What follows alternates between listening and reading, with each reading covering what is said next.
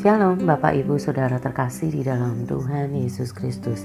Salam sehat dan tetap semangat. Damai sejahtera dan sukacita oleh Roh Kudus kiranya terus melimpah dalam hati dan kehidupan saudara semuanya. Hari ini Kamis 21 Mei 2020 kita umat Kristiani merayakan hari kenaikan Tuhan Yesus ke surga. Yesus naik ke surga karena dia berasal dari surga. Yohanes 3 ayat 31. Kenaikannya ke surga sungguh membuktikan bahwa dia hidup selamanya. Dia berkuasa atas bumi, atas surga, dan dia yang layak memerintah sebagai raja di atas segala raja. Kenaikan Yesus ke surga adalah sebuah fakta sejarah. Dan saudara yang dikasih oleh Tuhan, sebelum terangkat ke surga, Yesus berjanji untuk setiap kita yang percaya kepadanya, dia akan mengirimkan Roh Kudus-Nya. Roh Kudus adalah penolong, penghibur yang menyertai kita dan terus mengingatkan kita akan segala perkataan firman Tuhan. Saudara yang dikasih oleh Tuhan, sampai dengan saat ini Yesus masih bekerja. Roma 4 ayat 25 di sana tertulis Yesus menjadi imam besar buat kita, pengantara antara kita dengan Allah Bapa di surga. Ibrani 7 ayat 26 di sana tertulis bahwa Yesus terus berdoa syafaat sampai dengan hari ini untuk setiap kita. Dalam kitab Kisah Para Rasul 1 ayat 11 dituliskan sebuah janji bahwa Yesus yang terangkat ke surga akan datang kembali. Surat 1 Yohanes 3 mencatat Yesus datang untuk menjemput umatnya yang sungguh-sungguh menantikan kedatangannya, yang sungguh-sungguh menjaga hidupnya dalam kesucian. Setelah dikasih oleh Tuhan, Yesus akan menggenapi firman-Nya. Tuhan akan menggenapi firman-Nya. Tidak ada yang terlalu sukar baginya, tidak ada yang mustahil bagi Tuhan. Untuk itu saudara, mari kita terus hidup dalam berjaga-jaga sambil menantikan kedatangan Kristus untuk kedua kalinya. Pagi ini saya akan menyampaikan renungan firman Tuhan dengan mengambil sebuah tema everlasting impact, dampak atau pengaruh kekekalan. Saya terus berharap melalui renungan firman Tuhan ini kita akan sama-sama tahu dan sama-sama bisa melihat apakah hidup kita memiliki dampak kekekalan, apakah hal-hal yang kekal mempengaruhi hidup kita. Kita akan membaca terlebih dahulu dalam Kolose pasal 3 ayat 1 dan 2. Demikian firman Tuhan. Karena itu kalau kamu dibangkitkan bersama dengan Kristus, carilah perkara yang di atas, di mana Kristus ada, duduk di sebelah kanan Allah. Pikirkanlah perkara yang di atas, bukan yang di bumi. Saudara dikasih oleh Tuhan, melalui ayat-ayat ini kita akan menemukan 3 karakteristik orang yang hidupnya punya dampak kekekalan.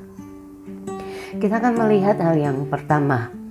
Di dalam Kolose pasal 3 ayat yang pertama tadi kita sudah sama-sama baca bahwa setiap orang yang dibangkitkan di dalam Kristus akan mencari perkara-perkara yang di atas.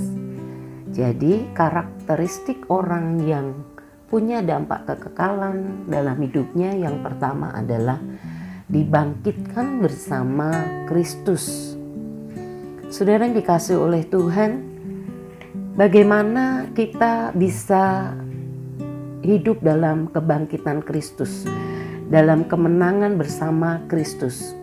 Roma pasal 6 ayat yang ke-8 menjelaskan bahwa kita yang mati bersama Kristus akan dibangkitkan juga bersama Kristus.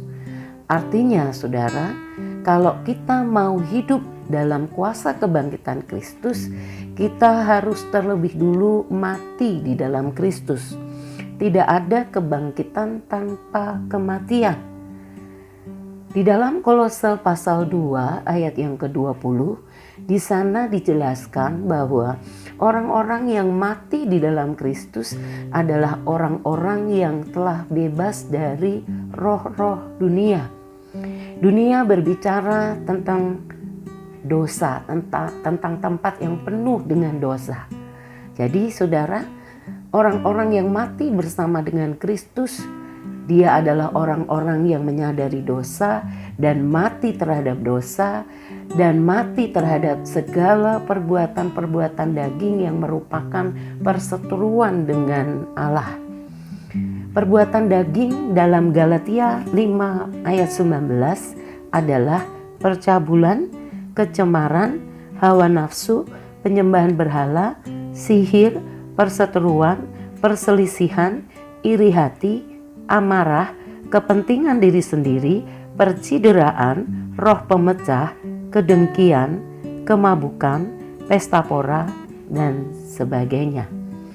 Saudara, hal yang kedua, bahwa setiap orang yang hidupnya punya dampak kekekalan, dia akan hidup dalam kebangkitan bersama Kristus, mengalami kebangkitan bersama dengan Kristus, kemenangan di dalam Kristus, dan orang itu harus lebih dulu mati bersama dengan Kristus, yaitu mati di dalam dosa, mati dalam perbuatan-perbuatan daging yang tadi ada di dalam Galatia 5 ayat 19. Hal yang kedua, saudara, kita akan melihat di dalam Galatia pasal 3 ayat yang kedua.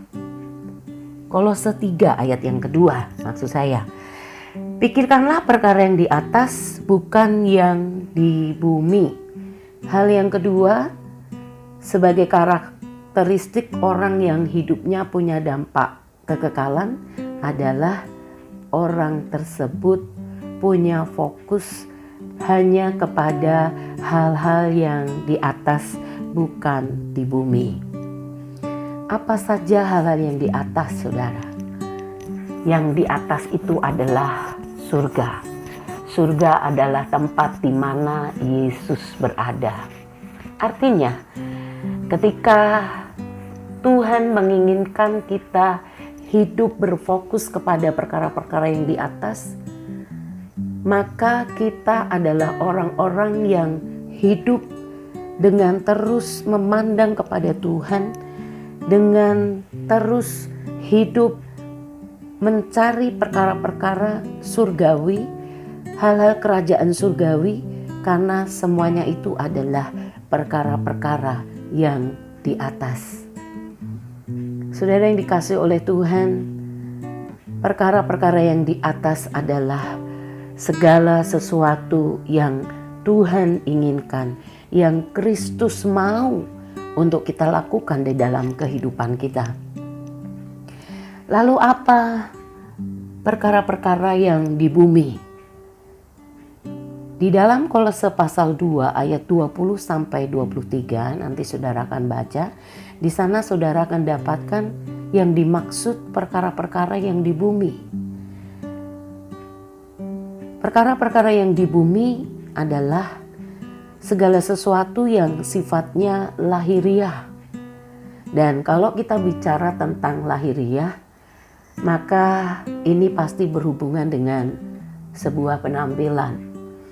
Banyak orang yang hanya fokus dan sibuk membenahi penampilan-penampilan lahiriah mereka saja. Mereka terus berputar-putar di sana. Mereka terus berfokus untuk terus menunjukkan penampilan mereka.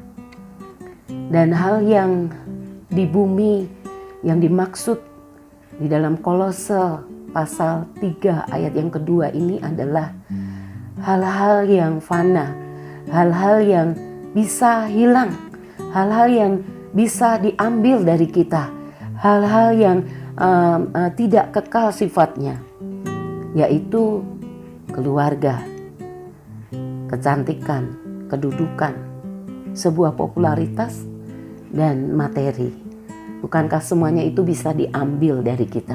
Semuanya itu bisa sekejap hilang dari hidup kita.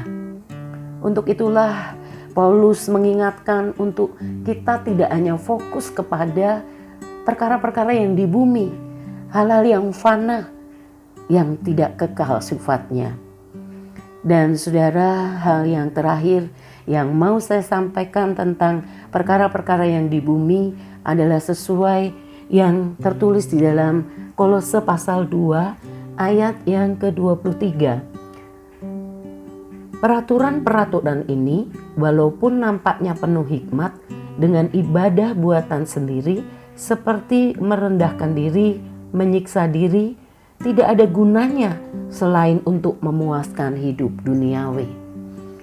Saudara, perkara-perkara yang di bumi adalah hawa nafsu.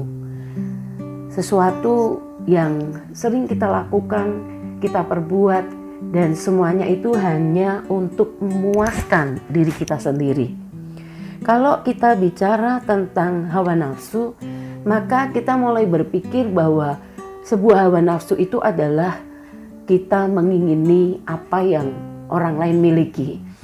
Kita jatuh dalam perzinahan oleh karena hawa nafsu kita yang tidak terkendali.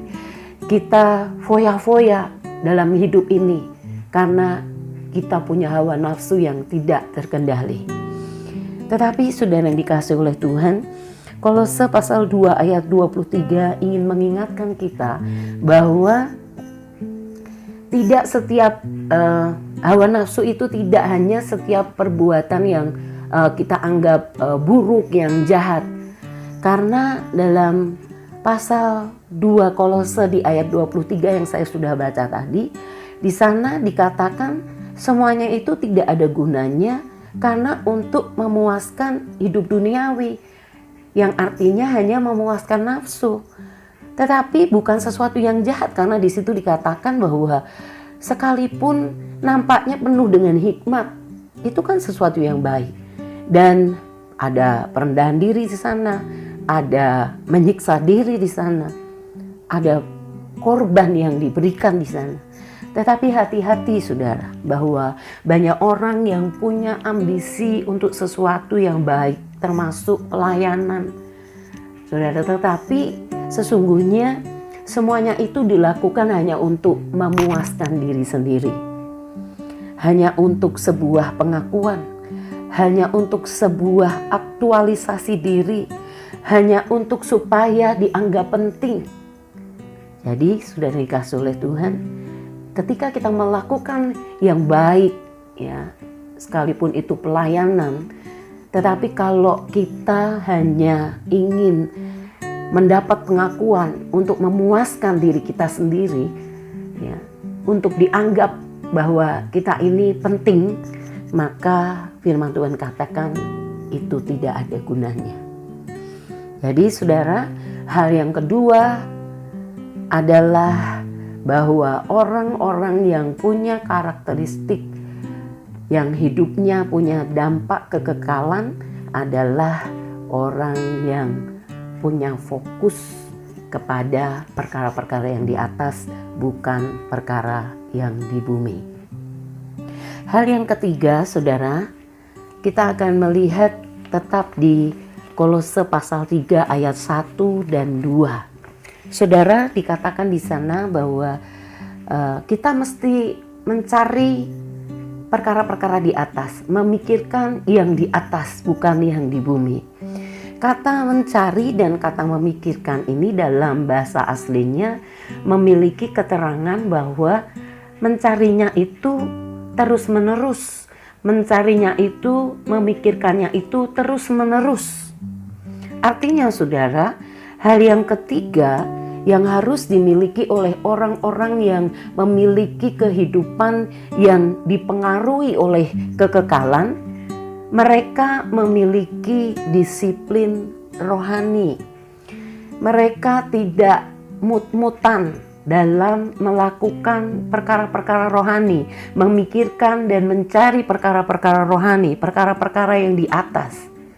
Di dalam bahasa Inggris, saudara, terjemahan bahasa Inggris, kata carilah ini memakai kata keep seeking. Artinya tetap mencari, terus mencari. Bahkan dalam terjemahan bahasa Inggrisnya, kata pikirkan terus menerus, saudara, kata memikirkan terus menerus di sini itu memakai kata set your mind on. Artinya, saudara, pikiran kita itu harus disetting, disetel sedemikian rupa hanya untuk hal-hal kekal, hanya untuk perkara-perkara yang di atas, perkara-perkara surgawi yang kekal. Jadi saudara yang dikasih oleh Tuhan, hal yang ketiga di sini adalah bahwa setiap orang yang punya dampak kekekalan dalam hidupnya, mereka akan menjadi orang-orang yang memiliki kedisiplinan rohani. Saudara yang dikasih oleh Tuhan, mari kita renungkan firman Tuhan yang sudah sama-sama kita dengar. Mari kita menjadi pelaku firman. Firman Tuhan yang kita dengar tidak hanya sebagai tambahan pengetahuan, tetapi dengan setia, mari kita melakukannya. Mari kita terus melakukannya. 3 hal yang sudah kita sama-sama dengar dan kita sama-sama ketahui, bahwa orang-orang yang mempunyai dampak kekekalan dalam hidupnya adalah, yang pertama, dia dibangkitkan bersama Kristus. Yang kedua, dia punya fokus kepada hal-hal yang di atas bukan di bumi. Dan yang ketiga, dia mempunyai kedisiplinan rohani. Tuhan memberkati kita. Amin.